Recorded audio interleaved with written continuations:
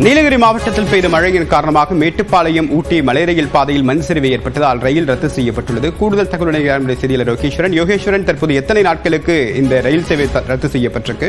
எவ்வளவு நாட்கள் ஆகும் இது சீரமைக்கிறதுக்கு?